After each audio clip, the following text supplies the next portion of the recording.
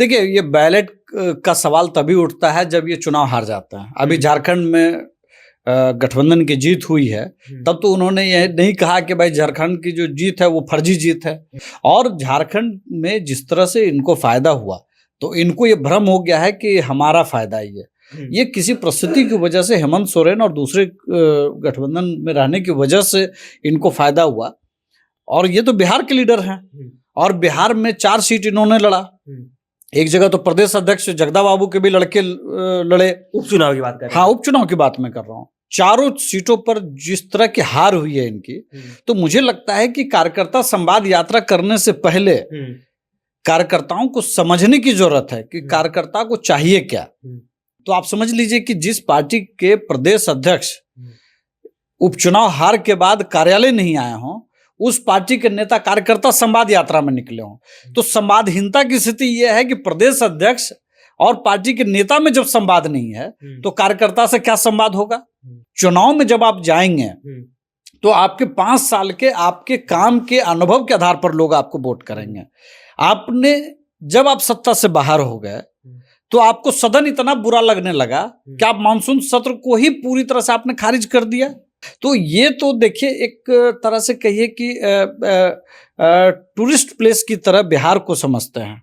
कभी दुबई जाना, कभी यात्रा को बीच में बंद कर देना, कभी यात्रा के बीच में कहीं और चले जाना, कभी सदन नहीं जाना, कभी प्रदेश अध्यक्ष का कार्यालय नहीं आना। तो शिवानंद तिवारी जी ने तो बहुत स्पष्ट शब्दों में कहा है कि जब मुख्यमंत्री थे या उसके बाद भी लालू जी जब रॉ में थे तो मंच पर सिर्फ एक कुर्सी लगती थी लालू जी की। बमुश्किल 1-2 कार्यक्रम के बाद शिवानंद तिवारी जी की कुर्सी लगने लग गई। तो जहां पे कार्यकर्ता को कुर्सी नसीब नहीं है, वहां कार्यकर्ताओं से संवाद क्या होगा। तेजस्वी यादव यात्रा पर निकले हुए हैं, कार्यकर्ता संवाद यात्रा। इसको लेकर के हम बातचीत करेंगे। हमारे साथ अभी राष्ट्रीय लोक मोर्चा के प्रदेश प्रवक्ता राहुल जी हैं, बातचीत करेंगे। तेजस्वी यादव यात्रा पर निकल गए हैं और कह रहे हैं कि देखिए 2025 में जो है बैलेट पेपर से आप लोग चुनाव करवाइए, परिणाम जो है हमारे पक्ष में आएगा। देखिए, ये बैलेट का सवाल तभी उठता है जब ये चुनाव हार जाता है। अभी झारखंड में गठबंधन की जीत हुई है, तब तो उन्होंने यह नहीं कहा कि भाई झारखंड की जो जीत है वो फर्जी जीत है और आप महाराष्ट्र में हार गए इसलिए आपकी जीत फर्जी लग रही है।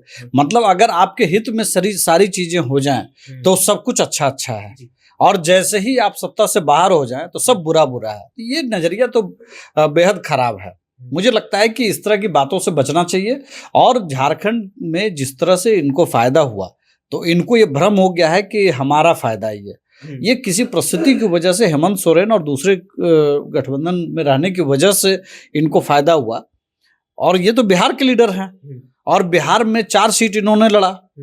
एक जगह तो प्रदेश अध्यक्ष जगदा बाबू के भी लड़के लड़े। उपचुनाव की बात कर रहे हैं। हाँ, उपचुनाव की बात मैं कर रहा हूँ। चारों सीटों पर जिस तरह की हार हुई है इनकी, तो मुझे लगता है कि कार्यकर्ता संवाद यात्रा करने से पहले कार्यकर्ताओं को समझने की जरूरत है कि कार्यकर्ता को चाहिए क्या, और चारों सीटों का मंथन इनको करना चाहिए। जहां तक मेरी जानकारी है कि तब से प्रदेश अध्यक्ष शायद पटना आए नहीं है, कार्यालय नहीं आए। हाँ, कार्यालय नहीं आए हैं। तो आप समझ लीजिए कि जिस पार्टी के प्रदेश अध्यक्ष उपचुनाव हार के बाद कार्यालय नहीं आए हों, उस पार्टी के नेता कार्यकर्ता संवाद यात्रा में निकले हों, तो संवादहीनता की स्थिति यह है कि प्रदेश अध्यक्ष और पार्टी के नेता में जब संवाद नहीं है तो कार्यकर्ता से क्या संवाद होगा। ये सिर्फ अपनी हार को छिपाने के लिए यादव, हाँ बिल्कुल, अपनी हार को छिपाने के लिए एक माहौल बनाने की कोशिश कर रहे हैं कि नहीं सब कुछ अच्छा है। और अगर सब कुछ अच्छा होता तो आपको याद होगा, शायद ये तीसरा चरण है। इसके पहले ये दूसरे चरण में 2 जिले की यात्रा इन्होंने की, और उसके बाद ये कहीं दूसरी जगह चले गए। बाकी जिलों की यात्रा इन्होंने रद्द कर दी। उसकी पहली वाली यात्रा में आपको याद होगा कि कुछ जिलों की यात्रा करने के बाद दुबई की यात्रा पर चले गए थे। और उसके पहले थोड़ा याद करिए, चुनाव में जब आप जाएंगे तो आपके 5 साल के आपके काम के अनुभव के आधार पर लोग आपको वोट करेंगे। आपने जब आप सत्ता से बाहर हो गए तो आपको सदन इतना बुरा लगने लगा कि आप मानसून सत्र को ही पूरी तरह से आपने खारिज कर दिया, जहां से आप लोगों के लिए आप सवाल उठा सकते थे। तो ये तो देखिए, एक तरह से कहिए कि टूरिस्ट प्लेस की तरह बिहार को समझते हैं।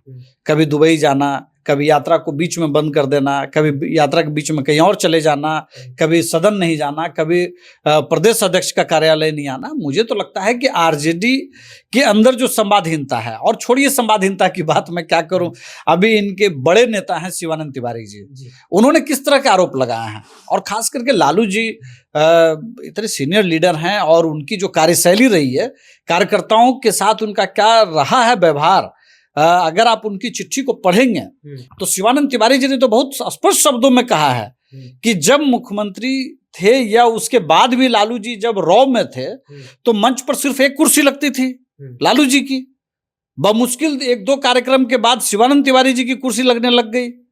तो जहां पे कार्यकर्ता को कुर्सी नसीब नहीं है, वहां कार्यकर्ताओं से संवाद क्या होगा। पहले तो आरजेडी के कार्यकर्ताओं को अपने नेता से सम्मान की जरूरत है। संवाद से पहले जिससे आप संवाद करने जा रहे हैं, आप उसके प्रति एक सकारात्मक नजरिया रखिए, आप उसके प्रति एक पॉजिटिव तरीके से आप उसको सम्मान देने की कोशिश कीजिए।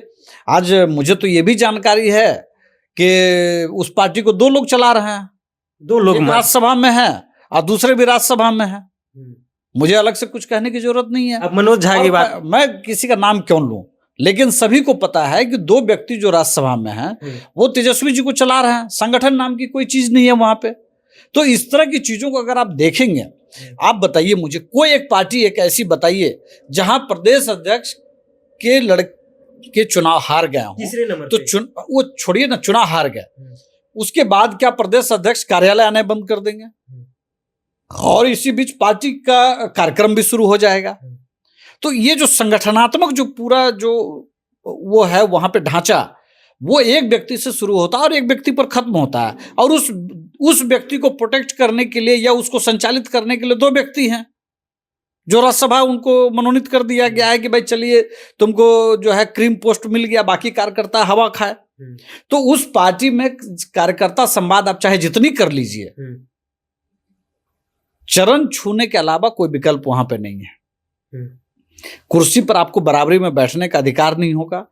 कोई भी कार्यक्रम अगर सम्मेलन हो या सभा हो या कुछ हो, तो लालू जी का परिवार, राबड़ी जी, तेजस्वी जी, मीसा जी और जो तेज प्रताप हैं और दूसरे लोगों, पहले वो कुर्सियां भर जाएंगी, उसके बाद दाएं बाएं आपको दिखेगा। ये चीज आपको एनडीए की कोई बैठक, आपको जो पिछले दिनों मुख्यमंत्री निवास में जो बैठक हुई उसमें आपने देखा होगा, मुख्यमंत्री जी हैं, ललन बाबू हैं, तो बीजेपी के भी नेता हैं, राष्ट्रीय लोक मोर्चा के भी राष्ट्रीय अध्यक्ष कुशवाहा जी थे, मांझी जी के यहाँ से भी थे, उसी तरह से आपको लोजपा आर से भी आपको दिखे होंगे। आपको एक वेरिएशन आपको दिखेगा। अगर जदयू का भी कोई कार्यक्रम होगा तो सिर्फ नीतीश जी उनके परिवार नहीं बैठे हुए हैं, उसमें आपको 10 जाति, 10 वर्ग, अल्पसंख्यक समुदाय सभी को सम्मान भाव से आपको वहां पर जगह मिलेगा। अगर उपेंद्र कुशवाहा जी की पार्टी की भी बात करूं, मैं अपनी पार्टी की बात में करूं, तो मंच पर आप देखेंगे कि अलग अलग समाज के लोग आपको मंच पर दिखते हैं।